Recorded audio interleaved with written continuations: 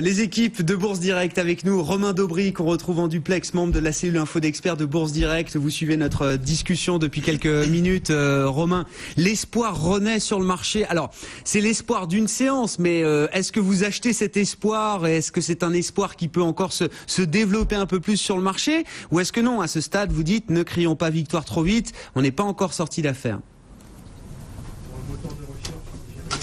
Bonjour Grégoire, bonjour à tous.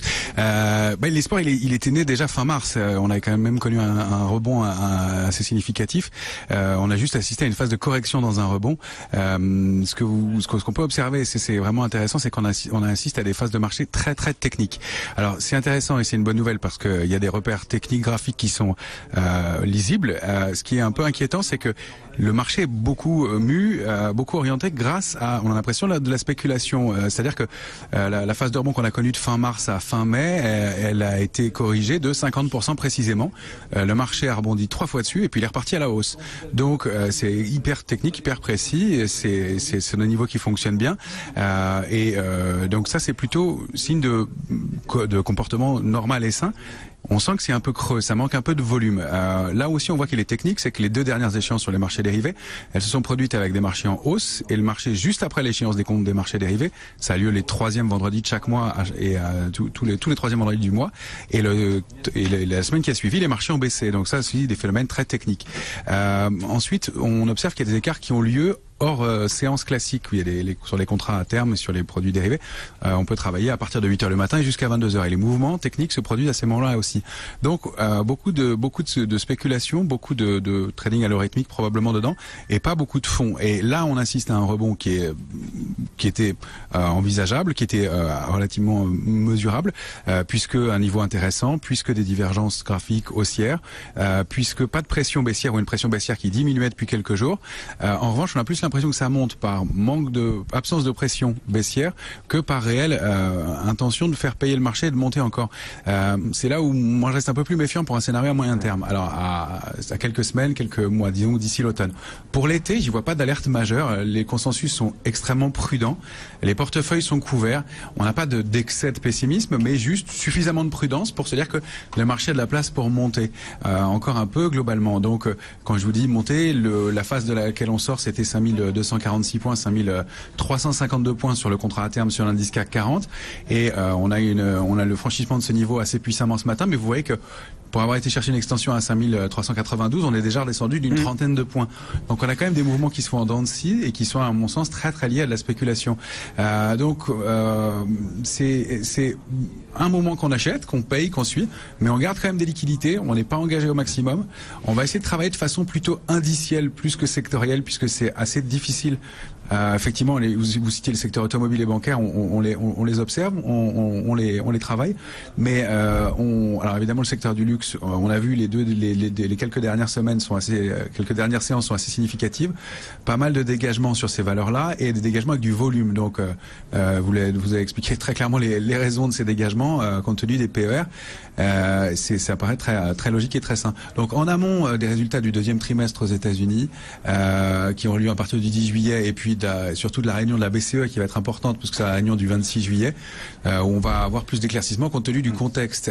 Donc l'Italie, la guerre commerciale, comment va réagir Mario Draghi par rapport à ça. Ça va être ce que le marché va observer.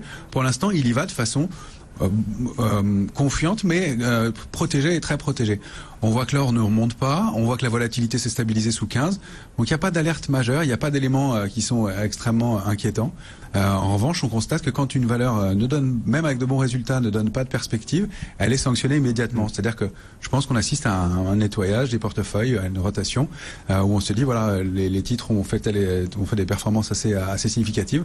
On prend du bénéfice et puis on prend de la liquidité. Donc tout le monde étant un peu dans cet état d'esprit-là, on assiste à des mouvements de correction qui sont un peu brutaux, mais en revanche, globalement, je pense que c'est la porte ouverte à un marché qui peut monter progressivement. On vise 5450 dans un premier temps. Je pense pas que ça se fera trop rapidement, même si la fin de semaine promet d'être un peu plus volatile. Et ensuite, les cibles, c'est une centaine de points de plus encore sur l'indice parisien.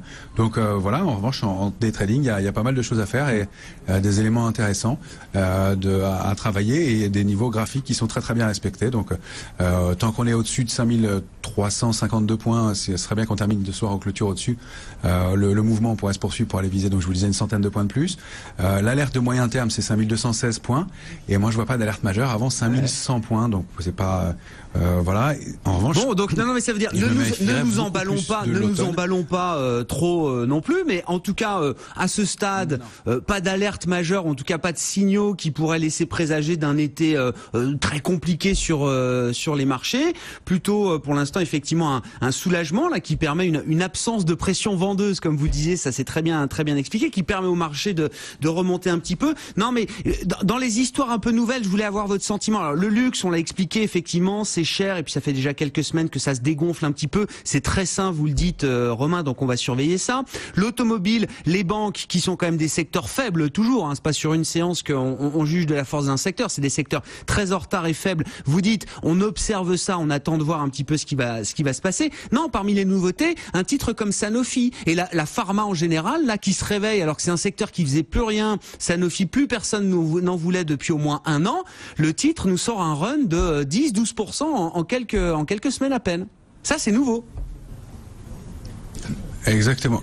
Oui, tout à fait, exactement. Ça, c'est nouveau. C'est des secteurs qu'on regarde effectivement aussi. C'est un peu un des seuls secteurs qui se dégage vraiment globalement de façon claire dans l'immédiat. Il y a des débuts de signaux sur le secteur bancaire. On l'avait évoqué il y a quelques temps. Il y a eu une correction un peu complémentaire depuis. Donc effectivement, on avait évoqué le sujet du secteur bancaire. C'était un peu faible comme signal. Et voilà. Là, il y a des balbutiements encore, mais comme vous dites, une séance ne fait pas le signal. En revanche, il y a ce qu'on appelle des avalements haussiers, c'est-à-dire que la bougie d'une journée englobe en bas de marché la bougie du jour précédent et de façon assez large. En revanche, on n'a toujours pas des volumes qui sont extraordinaires et puis une journée de bourse ne fait pas un retournement de séance. Il faudra des figures de retournement qui se mettent en place, donc plusieurs jours avec un peu de volume, de façon un peu étayée. Donc moi je m'attends pas à ce qu'on ait des configurations assez classiques de hausse puissante, bien structurée. Je pense qu'on va plutôt assister à des mouvements qui vont se faire de façon assez brutale, assez spéculative, et avec probablement des arbitrages assez importants au moment des fixings, parce que les mouvements seront accompagnés par des gestions qui vont devoir suivre, qui ont du cash, et qui vont pas laisser le mouvement de hausse se produire. Donc on peut continuer à reconstruire, à mon avis, une hausse comme ça.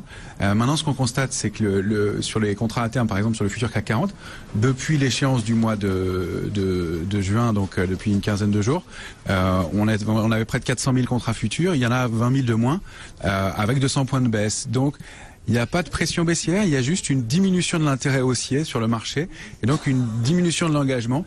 Et j'ai l'impression que le consensus, c'est on allège les portefeuilles, on se surengage pas, on garde des liquidités et on accompagnera le mouvement haussier. Donc voilà, travailler de façon un peu opportuniste, en gardant toujours une poche de liquidité et en se méfiant à mon avis plutôt de l'automne. Voilà, mais en cherchant, alors voilà des secteurs. Il y a un secteur aussi qu'on peut regarder, c'est plus compliqué à travailler. Dans ces cas-là, on change un peu sa stratégie, on diminue ses niveaux d'engagement et on augmente un peu ses stops. C'est sur le secteur des biotechnologies où il y a quelques dossiers qui sont en train de fournir des signaux graphiques qui sont pas mal, et des performances sur des trackers, sur des produits, des paniers de valeurs biotechnologiques qui sont vraiment intéressantes depuis quelques jours, quelques semaines. Donc il y a encore un peu de potentiel quand on va chercher sur des niches comme ça ou sur des titres individuellement. Mais globalement, le plus simple, c'est de travailler à mon avis de façon indicielle et d'accompagner le mouvement, mais garder du cash et d'être assez prudent. Mais tant qu'il y a des niveaux de couverture comme ceux qu'on voit dans les portefeuilles pour l'instant, ça rassure. Tout peut se produire et le mouvement de baisse peut arriver à tout moment, mais ça rassure. Oui, effectivement. Quand tout le monde est couvert, tout le monde est très protégé. C'est un peu quand même le sentiment qu'on a quand on écoute les gérants là qui viennent nous voir. C'est vrai que c'est cette méfiance renforcée. Finalement, ça nous protège contre des gros accidents de parcours. On verra comment l'été se déroule, mais à ce stade, c'est ce qu'on peut dire effectivement de l'ambiance et de la psychologie du moment sur le marché. Merci Romain. Romain Dobrey qui était en duplex avec nous, membre de la cellule Info d'Experts de Bourse Direct. Laurent